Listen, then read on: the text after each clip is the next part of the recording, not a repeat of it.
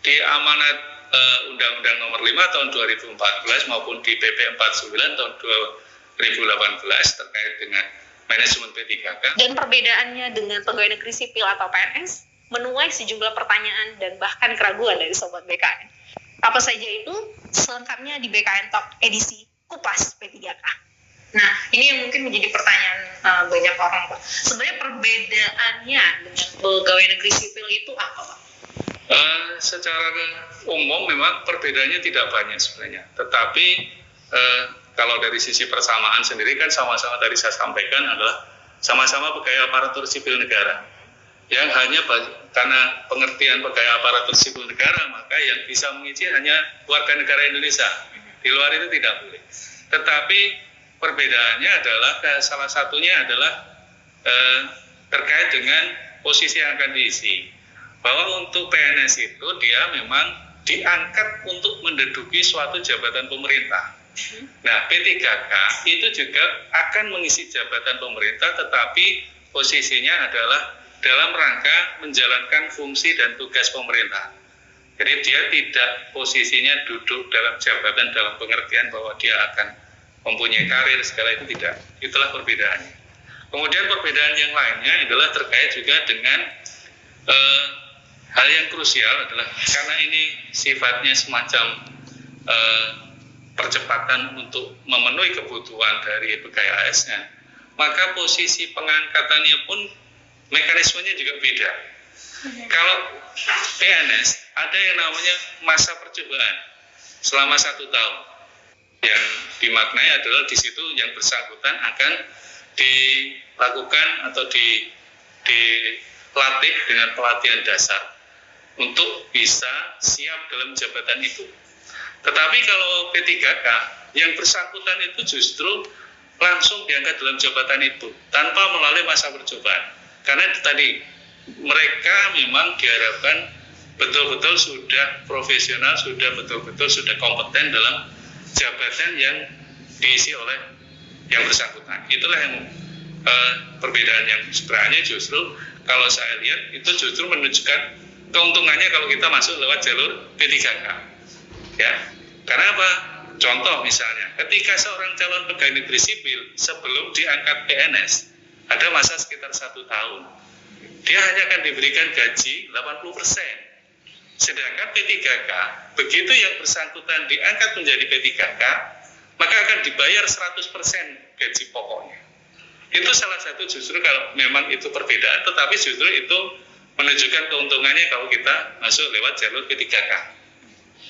Nah, mungkin peruntukan jabatan yang dapat diisi oleh P3K ini mungkin bedanya dengan pegawai negeri sipil ini apa? Nah, perbedaannya tadi saya sampaikan tidak ada 3 klaster jabatan yang bisa diisi oleh P3K. Yang klaster pertama itu adalah jabatan fungsional tertentu atau kemudian juga jabatan pimpinan tinggi. Jadi jabatan pimpinan tinggi khususnya untuk utama dan madya itu bisa diisi P3K tanpa harus mulai dari start nol sebagai calon PNS. Bayangkan kalau seorang PNS ingin duduk di jabatan pimpinan tinggi, dia harus mulai start dari bawah. Tapi P3K tidak. P3K justru bisa melamar langsung ke jabatan pimpinan tinggi itu. Kemudian klaster ketiga itu yang saat ini belum ada adalah ada ruang, nanti ada jabatan-jabatan yang ditetapkan oleh Kementerian PAN yang dapat diisi P3K untuk mengisi jabatan-jabatan yang bukan jabatan struktural, tetapi menjalankan fungsi manajemen pemerintah. Nah, ini ada 3 klaster. Nah, klaster yang pertama tadi jabatan fungsional, ini sudah ada Peraturan Presiden Nomor 38 tahun 2020. Dari sekitar 240 lebih jabatan fungsional, di Peraturan Presiden Nomor 38 tahun 2020 itu ada 147 jabatan fungsional yang bisa diisi oleh P3K. Ya, dan memang ini memang perbedaan dengan PNS, tetapi kembali bahwa ada keuntungan justru kalau kita posisinya bisa, ibarat kita bisa percepatan untuk duduk dalam suatu jabatan. Ya, bayangkan kalau misalnya seorang calon PNS untuk diangkat dalam jabatan fungsional saja, dia harus melalui proses calon PNS. Kemudian baru diangkat dalam jabatan fungsional. Kalau P3K tidak, P3K itu justru begitu mereka melamar misalnya jabatan fungsional guru, begitu diangkat, dia sudah langsung ke posisi guru. Ya, tidak, bahkan sudah bisa diberikan tunjangan fungsionalnya kalau memang dia sudah memenuhi persyaratan. Oke. Itu berbeda. Tapi skema pengangkatannya tetap sama ya Pak, lewat seleksi, ya. Atau ada tahapan perbedaan seleksinya? Kalau dari sisi seleksi semua, baik PNS maupun P3K itu tetap melalui proses seleksi, karena ini amanat Undang-Undang Nomor 5 Tahun 2014. Jadi ada proses penyusunan kebutuhan baik PNS maupun P3K, kemudian setelah ditetapkan kebutuhannya, maka akan dilakukan proses seleksi untuk menentukan warga negara Indonesia mana saja yang sudah melamar dan memenuhi kriteria persyaratan yang dibutuhkan. Nah, perbedaannya adalah ketika kita misalnya melamar sebagai P3K, begitu kita dinyatakan lulus, maka akan ditetapkan SK pengangkatan calon P3K. Berdasarkan SK pengangkatan calon P3K itu kemudian diajukan usul ke BKN untuk ditetapkan nomor induk P3K-nya. Nah, setelah yang bersangkutan ditetapkan nomor induk P3K-nya, maka PPK atau pejabat pembina kepegawaian, baik gubernur, bupati, wali kota, atau menteri atau pimpinan lembaga non-kementerian bisa menetapkan SK pengangkatan P3K yang bersangkutan. Dan setelah itu yang bersangkutan bisa bekerja, ya, bekerja dan menerima penghasilan. Nah, ngomongin penghasilan ini salah satu mungkin yang jadi pertanyaan itu adalah hak-hak kepegawaiannya. Nah, ya. Kan kita tahu pegawai negeri sipil beberapa sejumlah hak kepegawaiannya ada. Nah, itu sama nggak nih dengan si yang akan dimiliki oleh P3K? Ya, menarik kalau kita bicara penghasilan kan semua orang tentu bekerja orientasinya akan penghasilan ya. Take home dia, pay home-nya dia berapa. Nah, ini yang menarik. P3K itu memang dia di amanat Undang-Undang Nomor 5 Tahun 2014 maupun di PP 49 Tahun 2018 terkait dengan manajemen P3K mempunyai terkait dengan hak-hak selain gaji. Yang bersangkutan juga dapat cuti, kemudian yang bersangkutan juga bisa mengikuti pengembangan kompetensi. Kalau mereka punya kinerja yang baik, yang bersangkutan itu juga akan mendapat penghargaan. Penghargaannya sama dengan penghargaan yang diterimakan PNS. Kemudian yang bersangkutan juga punya jaminan. Jaminan apa? Jaminan hari tua, jaminan kesehatan, jaminan kecelakaan kerja, termasuk juga jaminan kematian, dan bantuan hukum. Perbedaannya bantuan hukum ini adalah dalam pengertian bahwa selama yang bersangkutan melaksanakan tugas jabatannya, kemudian ada masalah hukum, maka yang bersangkutan berhak dibantu oleh pemerintah. Nah, mungkin yang menjadi perbedaan yang selama ini jadi pertanyaan adalah terkait pensiun. Tetapi amanat di undang-undang maupun di PP ke depan tetap akan diatur terkait dengan jaminan hari tua tadi. Karena apa? Sama-sama kalau di PNS itu ada yang namanya regulasi Undang-Undang 11 tahun 1969 yang mengatur pensiun PNS, bahwa pegawai negeri yang telah memberikan jasa akan diberikan kontribusi yang namanya pensiun. Maka harapannya juga pemerintah ke depan itu ingin mereka yang juga sudah berjasa itu diberikan jaminan juga, walaupun bentuknya memang masih dalam format yang dicari. Karena permasalahannya adalah P3K ini kan kontraknya beda-beda. Ada yang dikontrak 1 tahun, ada yang 5 tahun, bahkan bisa diperpanjang. Nah, ini yang perlu ada formula khusus yang diatur oleh pemerintah.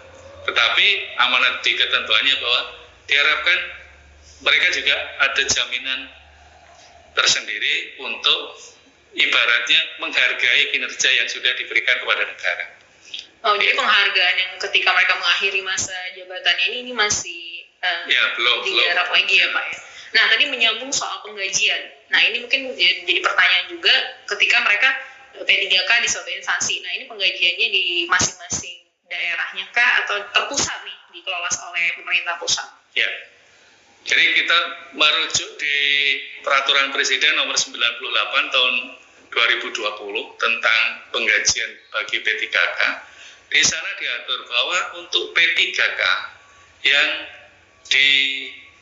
berada pada instansi pusat, maka pembayaran penghasilannya menjadi beban APBN.